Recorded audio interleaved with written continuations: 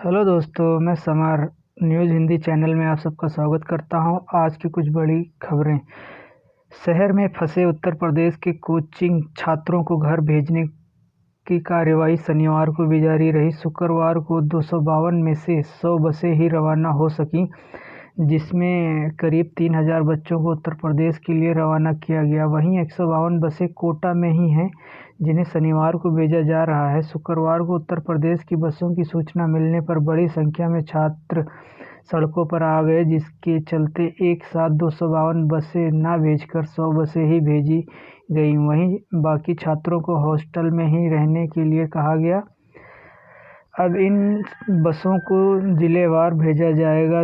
बाकी बचे करीब 450 कोचिंग छात्रों को शनिवार शाम तक रवाना किया जाएगा। राजस्थान और यूपी सरकार ने गुरुवार को यह फैसला लिया था। छात्रों के लिए शुक्रवार को 102 बसें झांसी और 150 बसें आगरा से रवाना हुई। अगर छात्रों को घर तक पहुंचने के लिए लाउड स्पीकर की मदद से गलियों में सूचना भी दी जा रही है। इसमें बच्चों को बस कहां से लेनी है, क्या क्या सावधानी रखनी है, इसकी जानकारी दी जा रही है।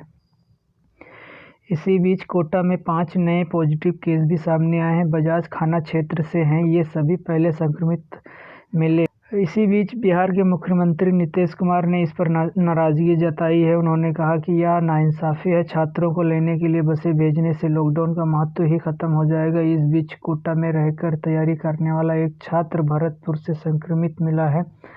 वह जिस हॉस्टल में रहता था, वहां के सभी छात्रों को आइसोलेट किया गया है। मौसम विभाग ने महाराष्ट्र में भारी बारिश का अलर्ट जारी किया है। रविवार को तूफान आने की आशंका।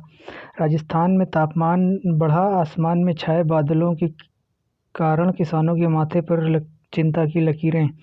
कोरोना वायरस के कहर के साथ किसान मौसम से भी खौफजदा है। बिहार के मुजफ्फरपुर में शुक्रवार देर रात हुई बारिश और ओलावृष्टि ने फसल तहस नहस कर दी। वहीं यूपी, पंजाब, हरियाणा, झारखंड और मध्य प्रदेश में कहीं तेजी तो कहीं हल्की बारिश ने खेत खलिहानों में कटी रखी फसलों को काफ़ी नुकसान पहुंचाया है। किसानों का कहना है पानी लगाने से अनाज के काला पड़ने का खतरा है। राजस्थान में तापमान बढ़ा हुआ है, लेकिन आसमान में छाए बादलों से किसानों के मत्थे पर चिंता की लकीरें खींची हैं। इधर महाराष्ट्र के मौसम विभाग ने रविवार को तूफान की आशंका जताई। मुजफ्फरपुर जिले के उत्तर पूर्वी इलाके के मीनापुर, कांटी, औरैया, कटरा, बुचोहा और गया घाट पाखंड में शुक्रवार रात 9 बजे के बाद बारिश के साथ ओलावृष्टि से आम लीची के साथ साथ गेहूं की फसल को खासा नुकसान हुआ है। रफ्तार 40 से 50 किलोमीटर प्रति घंटा थी। इससे कई स्थानों पर कच्चे मकान के साथ पेड़ गिरे। शुक्रवार रात 10 बजे से पहले पूर्वी चंपारण में ओलावृष्टि हुई। हथौड़ी में कुछ जगहों पर पेड़ टूट गए, खपरेल मकान गिर गए। औरैया में ओला गिरने से बोट्स की छत टूट गई। अमृतसर के शहरी और ग्रामीण इलाकों में भारी बारिश हुई है। जालंधर, बठिंडा, फरीदकोट, फिरोजपुर और अन्य जिलों में भी यही हाल रहा। शुक्रवार रात 10 बजे से शनिवार सुबह 6 बजे तक हल्की तो कहीं ज़्यादा बारिश ने लोगों की चिंता बढ़ाई है। अचानक बदले मौसम की वजह से लगभग मालवा से लेकर मांझ तक लगभग 9 डिग्री सेल्सियस तापमान कम दर्ज किया गया। तापमान गिरने से गेहूं की कटाई का काम भी प्रभावित रहा। ऐसे में खेत खलिहानों में कटी रखी फसल और मंडियों में रखे अनाज के खराब होने का खतरा मंडरा रहा है।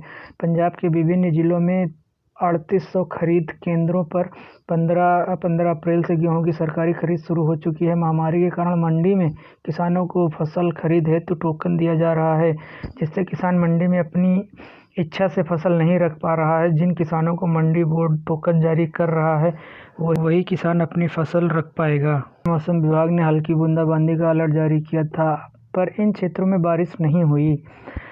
यूपी, उत्तर प्रदेश में भी शुक्रवार देर शाम को अचानक ही मौसम का मिजाज बदल गया। पश्चिमी यूपी में शाम को धूल भारी आंधी और कई जगहों पर हल्की बारिश हुई। इससे किसानों की खलिहानों में पड़ी फसल पर प्रतिकूल असर पड़ा। आंधी पानी से किसानों को नुकसान होने की संभावना है। मौसम निर्देशक जेपी गुप्ता के अनुसार शनिवार को भी राज्य के कई जिलों में धूल भारी आंधी और गरज चमक के साथ हल्की बारिश होगी। यूनाइटेड नेशन यूनिवर्सिटी का एक अनुमान है कि देशव्यापी लॉकडाउन से भारत में तकरीबन 10 करोड़ नए गरीब पैदा होंगे। अभी 81 करोड़ से ज़्यादा लोग गरीबी रेखा से नीचे हैं। 10 साल पहले की स्थिति में पहुंच जाएगा देश। कारोबार ठप रहने के कारण गरीबी आबादी में 8% की बढ़ोतरी होगी। लॉकडाउन खत्म होने के बाद भारत में कुल गरीबों की संख्या बढ़कर 91.5 करोड़ हो जाएगी। विश्व बैंक के अनुसार भारत में $3.2 यानी करीब 244 रुपये रोजाना कमाने वाला गरीब है। देश में अब तक 491 मौतें 24 घंटे में कोरोना संक्रमण से 23 की जाने गई। महाराष्ट्र में मरने वालों का आंकड़ा 200 के पार। एक दिन में 7 संक्रमित ने दम तोड़ा। मध्य प्रदेश और गुजरात में आज 5-5 कोरोना संक्रमित मरीजों की जान गई। यूपी, बिहार, जम्मू कश्मीर में भी एक मरीजों की मौत। गुरुवार को 33 लोगों ने दम तोड़ा।